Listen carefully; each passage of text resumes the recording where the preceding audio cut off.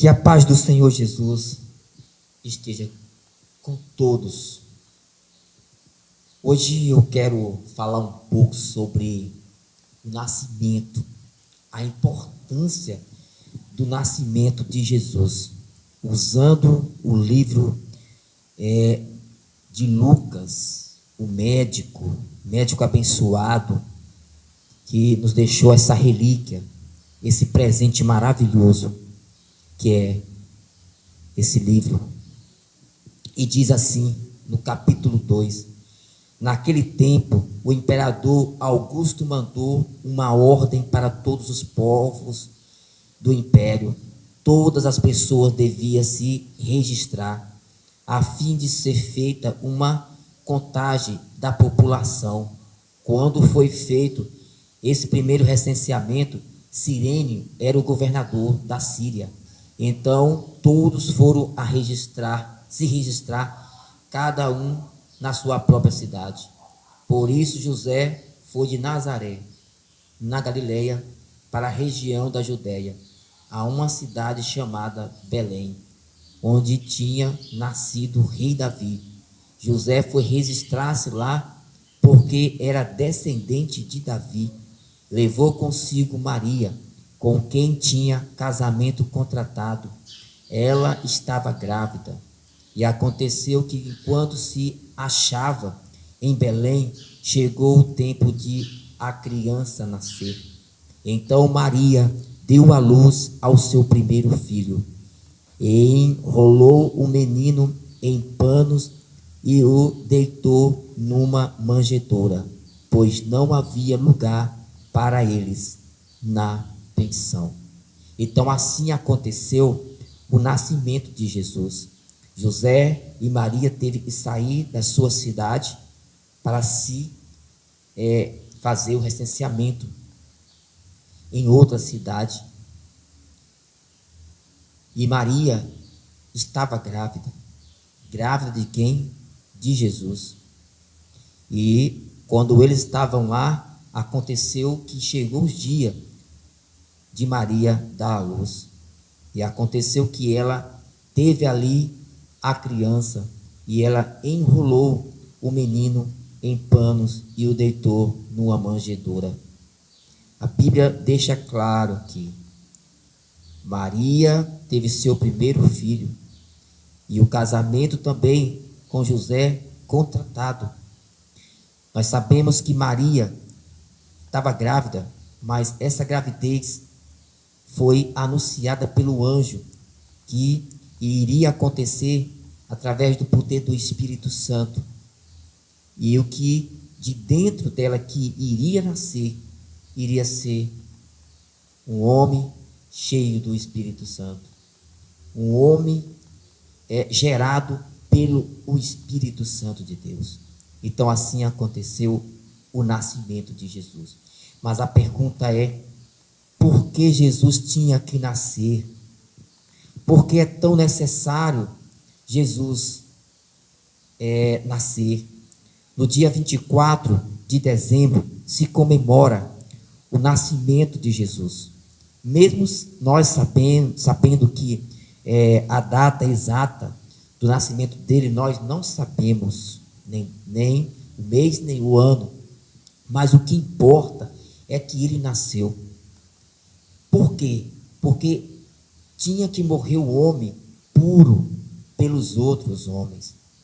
Tinha que haver um sacrifício puro para purificar os homens. Por quê? Porque lá no jardim do Éden, quando Deus fez o homem e a mulher, Deus disse para eles: olha, vocês poderão comer de todas as frutas das árvores do jardim, mas de uma que está no meio do jardim, vocês não devem comer, porque no dia que comer, certamente morrerá. Mas o tentador chegou para a mulher e a tentou, e ela comeu a fruta e deu para o seu esposo Adão. Com isso, eles desobedeceram a Deus. Agora o homem está afastado de Deus pela desobediência, pelo pecado. Pelo pecado. Mas Deus não poderia perdoar eles naquele exato momento? Não. Deus não podia perdoar eles naquele exato momento. Deus não podia passar a mão na cabeça de Adão e nem de Eva. Você sabe por quê? Porque Deus é justo. E Paulo fala que o salário do pecado é a morte. Adão e Eva tinham pecado. Então, eles tinham adquirido para eles o salário deles, que era a morte. Paulo diz que pelo homem o pecado entrou no mundo e também a morte. Mas pelo um homem, um único homem também, o pecado saiu do mundo e trouxe a vida. Eu estou falando desse homem, Jesus. Foi ele que tirou o pecado do mundo e venceu a morte. E ele ressuscitou. Está sentado à direita do Deus Pai Todo-Poderoso. Mas por que que Deus não perdoou Adão e Eva?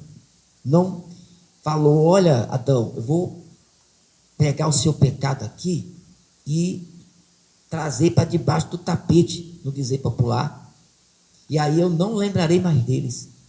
Ele não podia fazer isso, por causa da sua justiça. Quando o juiz é justo, ele precisa julgar, ele precisa condenar. Deus precisava condenar Adão e Eva. Então lá em Gênesis 3,15 está escrito: e nascerá um descendente da mulher, que esmagará a cabeça da serpente, e a serpente picará o calcanhar somente. Esse versículo está falando de Jesus, que iria nascer, e ele ia esmagar a cabeça da serpente, como esmagou quando ele morreu na cruz.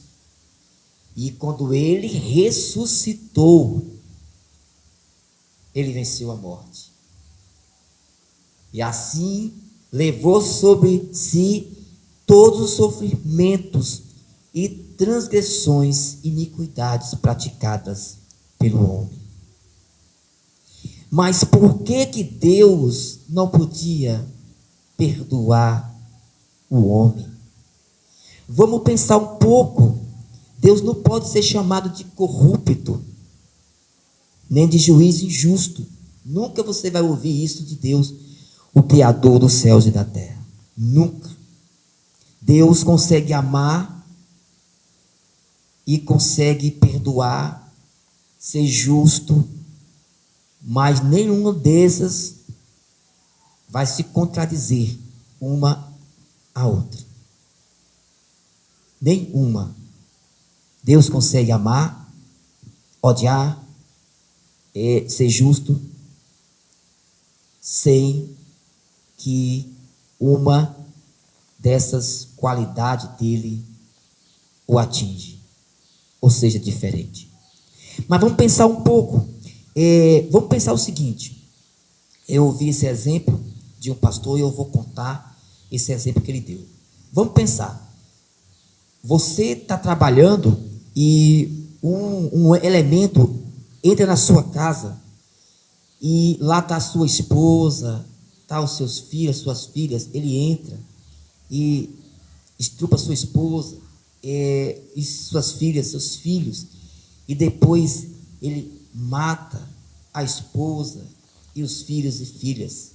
Mas você chega naquele mesmo local, na mesma hora, e você pega o assassino ali, em cima do sangue dos seus filhos, da sua esposa e das suas filhas. E você chama pessoas, chama a polícia e prende aquele homem. E aquele homem é preso. E ele cumpre a pena dele até que saia o julgamento. Um dia o juiz marca o julgamento daquele homem que você viu que foi ele que fez aquilo com a sua família. E a mídia vai estar presente no julgamento. Jornais, todas as pessoas, os convidados estarão ali também. E quando o juiz ouve as testemunhas, tudo, e o juiz levanta para decretar a punição ou a liberdade, e o juiz fala assim: olha, eu sou um juiz justo, eu sou um juiz que amo, misericordioso, mas eu perdoo esse homem, eu liberto esse homem. O quê? O que você vai falar desse juiz que você não tinha dúvida que foi aquele homem que fez aquilo com aquela família, e agora ele está sendo liberto, ele está livre? O que você vai dizer desse juiz? Você vai chamar a TV, rádio, as mídias e vai falar: aquele juiz é injusto, ele absorveu aquele criminoso que matou toda a minha família, ele é corrupto, ele é injusto. Isso não vai acontecer com Deus. E para isso não acontecer com Deus, de pessoa chamar que ele é injusto, que ele é corrupto, ele enviou o seu filho Jesus. Ele enviou Jesus Cristo, e ele nasceu da Virgem Maria. E no dia 24 de dezembro a gente comemora esse nascimento. Agora Jesus nasce. Esse agora cresce entre as pessoas em formosura, estatura e conhecimento. Escolhe 12 discípulos para ensinar e dar continuidade quando ele não estivesse mais aqui. Ele ensinou por mais ou menos 3 anos e meio. E ali ele foi entregue às autoridades romanas. Ele foi preso. Ele foi julgado. E foi condenado injustamente. E foi chicoteado, cuspido. E foi levado para um madeiro. E o pregaram ele no madeiro. E chegando a hora dele morrer pelos nossos pecados, ele diz: Deus meu, por que me desamparastes? Deus tinha se afastado de Jesus naquele momento, que ele estava no madeiro, pregado no madeiro. Mas por que Deus afastou dele? Foi porque Deus não aguentava ver o sofrimento do filho? É claro que não. Claro que não.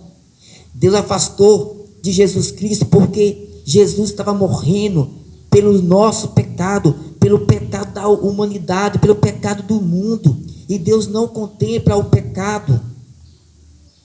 Deus estava derramando ali sobre Jesus o seu cálice da ira de Deus sobre Jesus. Esse cálice era para nós bebermos, cada homem, cada pecador, porque o apóstolo Paulo diz que todos pecaram e afastados de Deus estávamos. E ele disse que o salário do pecado é a morte. Então, o que nós merecíamos era a morte. Mas Deus não podia pegar o nosso pecado e puxar para debaixo do tapete. Ele enviou Jesus para morrer por nós, pelos nossos pecados. Agora sim, Deus pode olhar para mim, pecador, olhar para você, pecador, olhar e ver em você o Filho dele. Se você aceitar esse sacrifício de Jesus. É por isso que é importante você aceitar o sacrifício de Jesus. Assim, Deus vai olhar quando um homem fala assim: eu aceito Jesus como meu Senhor e Salvador e me arrependo de todos os meus pecados. Deus olha para você agora como uma pessoa pura. Ele pode te receber. Que maravilha, glória a Deus. Ele pode te receber, porque Jesus pagou o preço que você tinha que pagar. Isso é graça. Deus quis nos salvar. Mesmo quando nós éramos transgressores, pecadores, Ele enviou Jesus Cristo para morrer por nós. Pode alguém querer morrer por uma pessoa boa? Pode até. O apóstolo falou, mas será que tem pessoas que é capaz de morrer por quem é pecador? Por quem é ladrão, criminoso, estuprador? Não, não é? Pois então Jesus morreu por essas pessoas, por esse pecado. Então o nascimento de Jesus deve ser comemorado, sim. Deve ser comemorado o dia. O importante é que Ele nasceu e Ele morreu. Agora Deus olha para mim e vê em mim um homem puro, porque Jesus morreu pelos meus pecados. Então que a comemoração do Natal não seja apenas uma festa para nós enchermos as nossas mesas de alimento e convidar os nossos parentes e amigos e comemorar e se abraçar. Isso é importante, sim, mas vai muito além do que isso. É o perdão dos nossos pecados. É a boa nova, como aqueles 3 reis magos que foram visitar Jesus e levaram perfume, óleo para Jesus, ouro para Jesus. Que nós não esperamos só um ano em ano para comemorar, para lembrar de Jesus. Não.